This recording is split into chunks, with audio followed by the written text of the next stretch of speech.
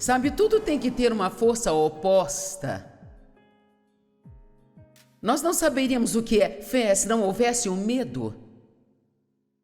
Se não tivéssemos que fazer escolhas.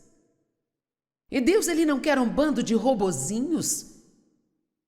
Ele não fez tudo ser bom e então nos criou de uma forma que não pudéssemos fazer escolhas. Ele quer que escolhamos. Ele diz, eu coloquei diante de vocês a vida e a morte, o bem e o mal. Escolham a vida, para que vocês e seus descendentes possam viver. As escolhas que você faz afetam a sua linhagem.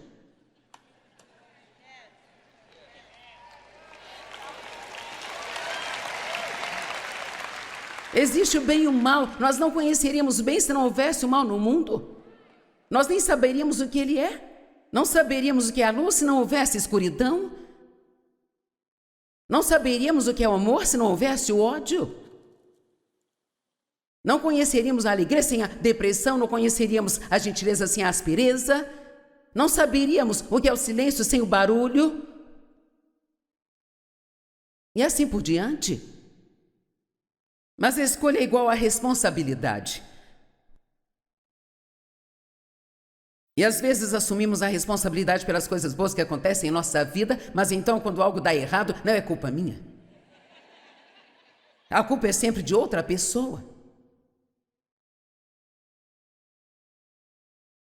Esta é uma escritura assustadora para mim, Romanos 14, 23. O que não provém da fé é pecado.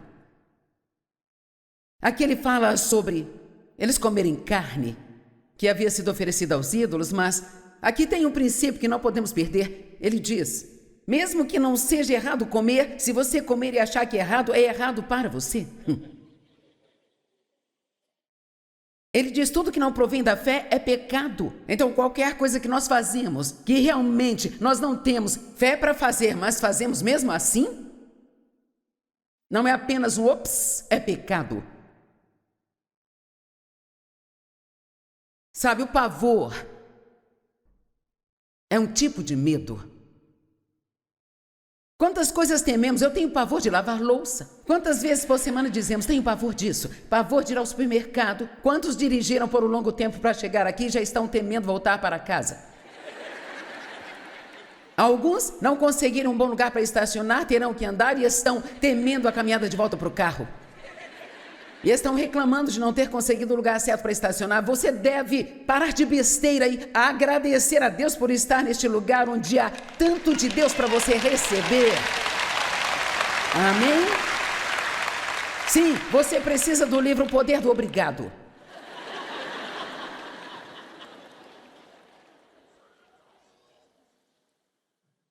E se você acha que sou dura com você, saiba que sou dura comigo mesma. Pavor e remorso, ambos são inúteis porque eles não estão no presente. Lamentamos as coisas que fizemos no passado sobre as quais nada podemos fazer e tememos as coisas do futuro que teremos que fazer de qualquer jeito. Então por que temer? O diabo ama quando você teme as coisas. Você pode se divertir, não importa o que faça. Eu levei muito tempo para aprender isso. O Dave é o tipo da pessoa que sempre se diverte. Sempre. Às vezes, quando eu não acho graça, ele acha graça e se diverte. E quando éramos jovens e tínhamos filhos pequenos, ele ia ao supermercado, nós tínhamos um carro, e então ele ia ao supermercado e levávamos todas as crianças, e era um pesadelo para mim. E nós só tínhamos uma certa quantia de dinheiro, e eu acho que era $70 para 2 semanas de mantimentos, então eu recortava todos os cupons que encontrava, levava uma calculadora e calculava tudo que eu comprava e... Você sabe como somos, pegamos tudo que parece bom, nunca vá ao supermercado com fome, é um erro muito grave. Ir ao supermercado com fome. E se você prestar atenção na maneira como eles organizam a loja, todas as coisas que você realmente precisa estão lá no fundo. O leite, os ovos, o queijo, todas essas coisas ficam nos corredores, bem longe de onde você entra, e assim você já terá gasto muito dinheiro quando chegar lá. Isso é uma estratégia para você gastar mais do que pode. E se você é uma daquelas pessoas que eu costumava ser, você pega as coisas do carrinho que não pode pagar por elas e em vez de voltar e colocá-los onde você deveria, você coloca o alface com desinfetante, a carne com detergente e por aí vai. Amém? E você diz, que tipo de pessoa louca deixa um pé de alface com detergente? Eu te respondo, eu fazia isso.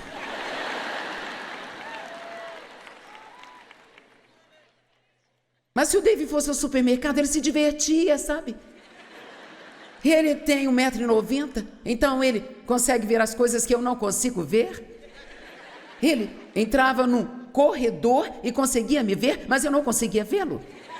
Então ele pegava algo macio que não me machucaria, um rolo de papel higiênico ou algo assim, e ele jogava onde eu estava. Aquilo batia em mim e ele perseguia as crianças com o carrinho. E eu ficava tão brava, e mais brava, e brava, até o ponto em que eu achava que ia explodir. E eu pegava minha calculadora, meus cupons, e eu falava assim, eu estou tentando comprar os mantimentos e pagá-los, colocá-los no carro, levá-los para casa e guardá-los, Dave. Ele dizia, eu estou tentando me divertir um pouco. Agora, obviamente, sabe, qualquer um pode exagerar em ser assim, mas, na verdade, tem tantas coisas que tememos das quais poderíamos achar graça. Vamos lá?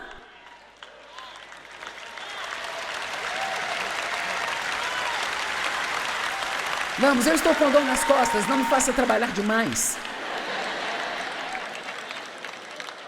Dói bem aqui, ó. Bem aqui.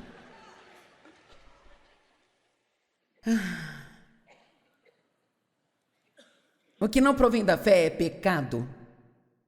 Ok, agora eu amo Josué capítulo 1, do 1 ao 9. Não vou ler todos os versos, mas diz, depois da morte de Moisés, o servo do Senhor, então o Senhor disse a Josué, que era o ajudante de Moisés, eu amo o fato de que Josué passou anos sem fazer nada além de servir a Moisés, e assim então foi ele quem ficou no lugar de Moisés.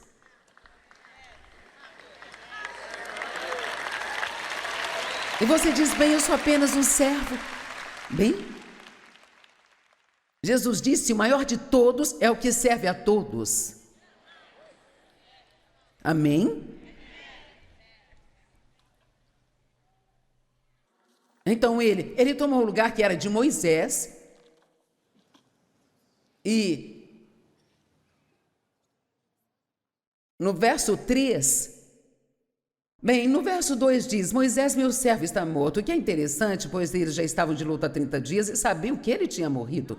Porque ele falou com eles que ele havia morrido quando já sabiam que tinha morrido. Porque ele estava fazendo uma declaração. Ele está morto, os 30 dias de luto acabaram, agora é hora de se levantar e assim então retornar à vida normal.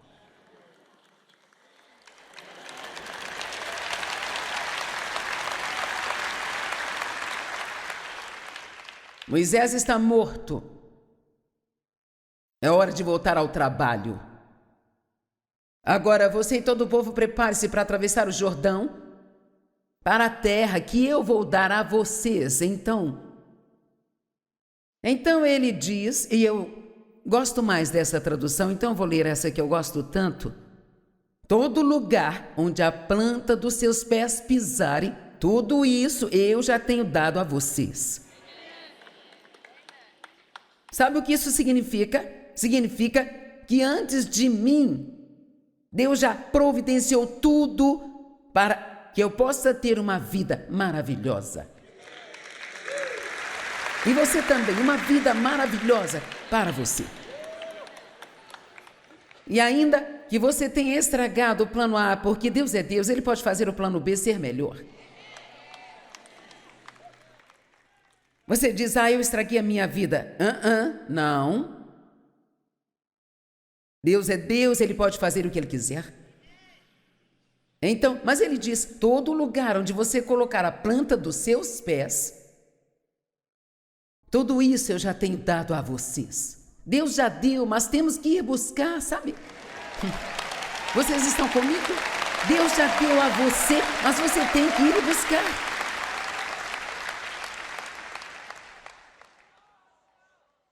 E vou te contar, o diabo não gosta do sermão de hoje.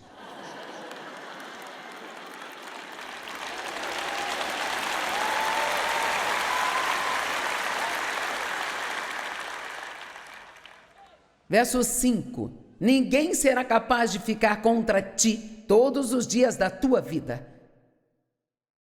Como eu estava com Moisés, assim eu estarei contigo, e eu nunca te deixarei nem abandonarei. Agora, há uma grande mensagem aqui. Ele não disse, saia já daí, Josué, eu quero que você seja como Moisés. Ele disse, não, assim como eu fui com Moisés, assim eu serei contigo. Você não precisa ser como os outros para ser grande. Você só precisa crer que Deus está com você e que o que quer que Ele queira que você faça, você será capaz de fazer. Graças a Deus eu não tenho que ser como mais ninguém. Eu sou livre para ser eu e você é livre para ser você.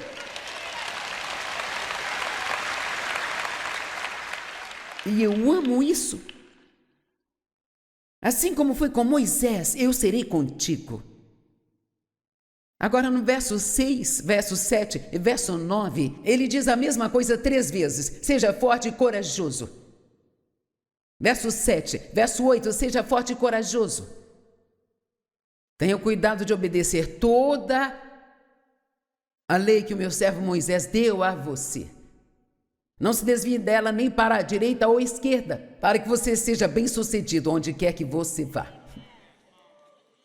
A chave para se ter uma vida ótima é muito simples: obedecer a Deus.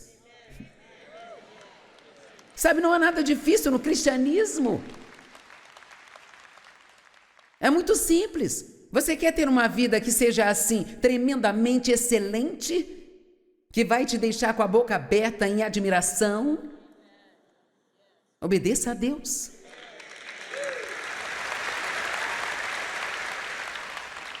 Faça o que Ele manda, quer você goste ou não, quer você queira ou não, quer você concorde ou não. Adote uma atitude. Não viverei de acordo com o que eu sinto, mas de acordo com a sua palavra. E não importa se não gosto disso, não importa se não faz nenhum sentido para mim, eu, com a sua ajuda, Deus, eu vou fazer o que você me manda fazer.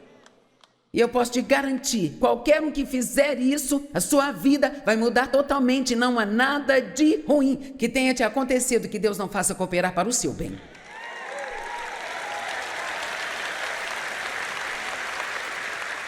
Será que estou levando alguém aqui ao limite? Vocês estão entendendo, não é? Sabe, você... Eu estou pronta para parar de viver de acordo com o que eu sinto. Vou viver de acordo com a palavra. E agora, sabe, é fácil dizer sim aqui. Mas espere até a próxima vez que quiser fazer algo e souber lá no fundo que Deus está dizendo para você não fazer.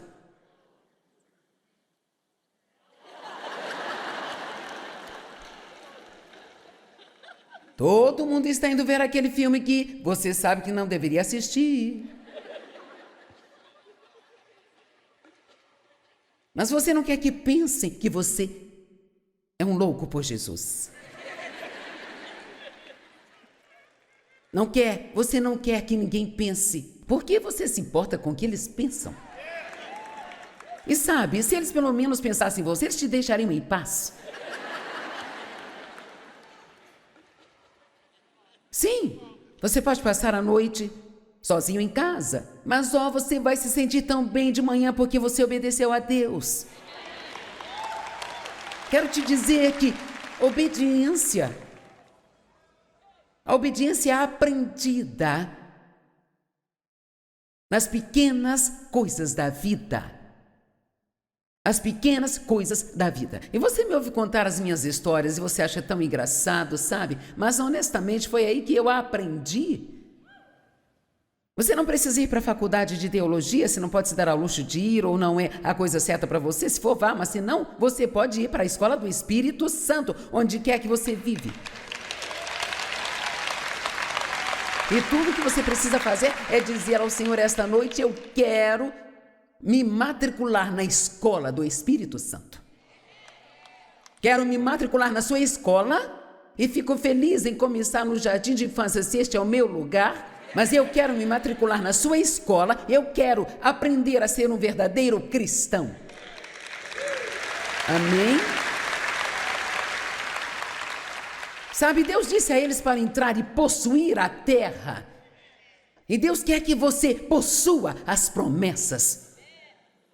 Mas sabe o que a palavra possuir significa, se você buscar? Significa ir e desapropriar os atuais ocupantes.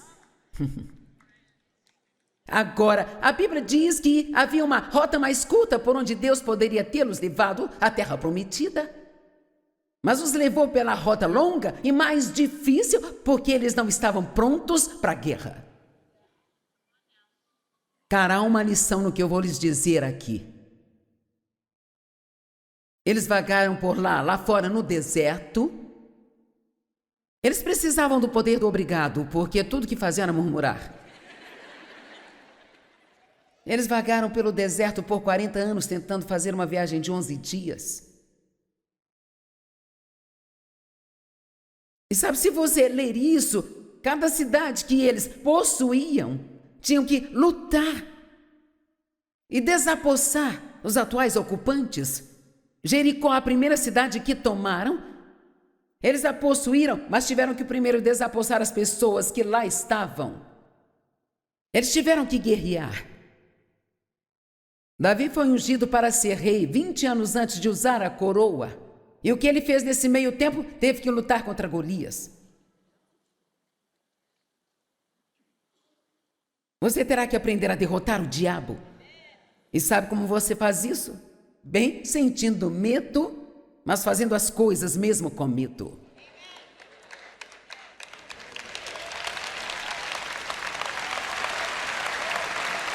E sabe, eu não quero dizer que você tem que escalar o Monte Everest, não é disso que estou falando. Eu não sou uma boa nadadora, então não vou mergulhar no fundo de uma piscina. Não é desse tipo de coisa que estou falando. Estou falando de você ter um destino. Você tem um destino, mas o diabo tentará fazer com que você recue, sabe? Eu esperei tanto tempo para receber o convite para pregar. Ó Deus, eu queria tanto que alguém me pedisse para pregar, que eu mal podia suportar. E finalmente alguém fez isso. Eu recebi dois convites seguidos. Eu ia ao Colorado, de lá eu iria para a Flórida. No Colorado eu estaria pregando com um pregador muito famoso, muito conhecido, e eu estava muito feliz porque eu sabia que ele levaria uma grande multidão. Bem, ele cancelou. E houve uma nevasca. E havia só eu e mais algumas poucas. Quero dizer, um tiquinho de pessoas. Bem, eu fiquei tão desanimada. E então o diabo me disse assim: quem você pensa que está enganando? Você não foi chamada para fazer nada. Você inventou tudo isso e é pura bobagem. E então eu fui para Jacksonville, Flórida, e tinha cerca de 900 pessoas nessa conferência, e eu só fui convidada porque o amigo de um amigo do amigo de um amigo de um pregador cancelou na última hora, e então, desesperados, eles me escolheram. E eu não era uma das principais pregadoras, era só um workshop. E todos os pastores se assentaram na primeira fila. E havia o reverendo fulano de tal, e o bispo cicrano, e a profetisa Beltrana, e a Joyce de Fenton. Mas eu já me sentia tão grande, sabe? E pediram a todos os pregadores do workshop para subir e falar por uns 3 minutos sobre o que eles iriam falar no dia seguinte no workshop. E eu estava com tanto medo. E quando me levantei para falar, eu abri a minha boca, e quando tentei dizer alguma coisa, só saiu um grunhido dela. Tipo... Quando se está com medo, a garganta seca, e você tem vontade de ir ao banheiro e transpira. e tudo fica uma bagunça. E o diabo gritava no meu ouvido: se você tivesse algum senso, você pegaria suas coisas e sairia daqui, voltaria para Fento e nunca mais tiraria sua cabeça de lá. Quem você pensa que é? Olha lá aquela profetisa e o profeta, o reverendo e a Joyce.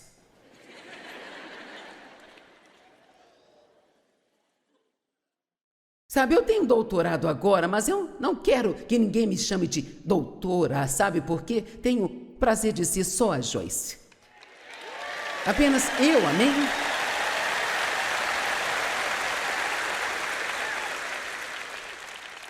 Porque aquela simples Joyce de Fenton pode ser tão ungida quanto a profetisa fulana de tal. Amém? E ali eu tinha uma decisão a tomar, que era uma decisão que alteraria o destino. Ou eu abria a boca e tentava novamente, ou eu fugia daquela plataforma, iria para casa e nunca mais colocaria a cabeça para fora da porta. Bem, obviamente, eu abri a boca novamente. E aqui estou eu. Amém.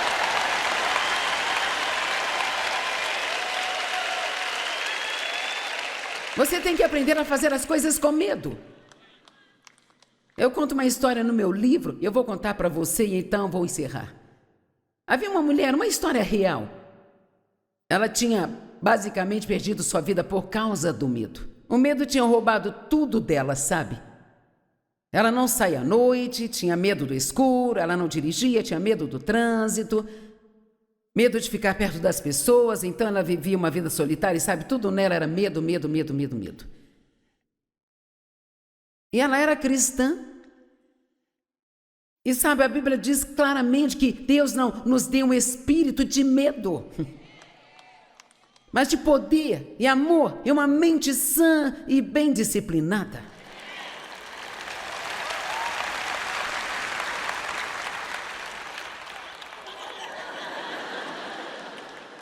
Distração, eu te repreendo.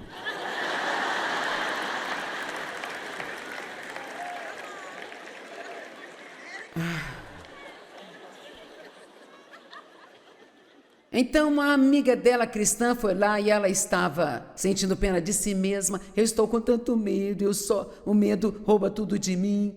E a mulher olhou para ela e, quando eu li isso mudou minha vida. Ela disse: bem, por que você não faz mesmo com medo? Bem, veja, o que faz você pensar que se você tiver medo você não pode fazer nada? Sabe o que é coragem? É seguir em frente diante do medo.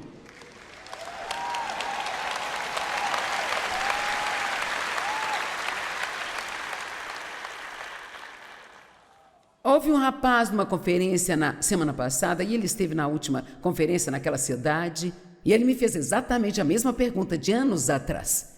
Esse rapaz está preso. Ele simplesmente me disse: eu não sinto no que Deus quer me usar. Eu simplesmente não sei o que Deus quer que eu faça. Você pode me dizer como posso saber o que Deus quer que eu faça? Eu disse: sim, posso te dizer. Sai e faça alguma coisa.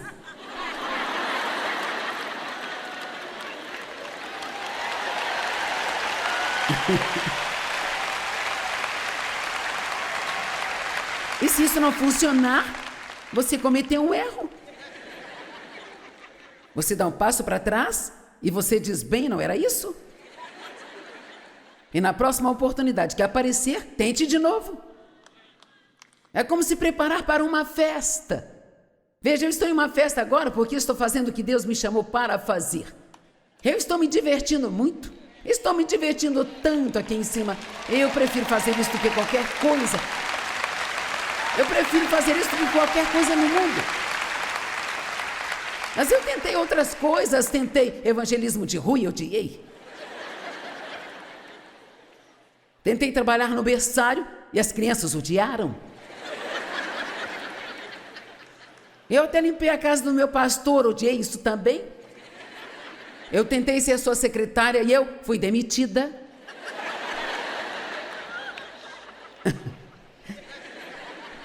Mas então quando eu preguei, isso se encaixou.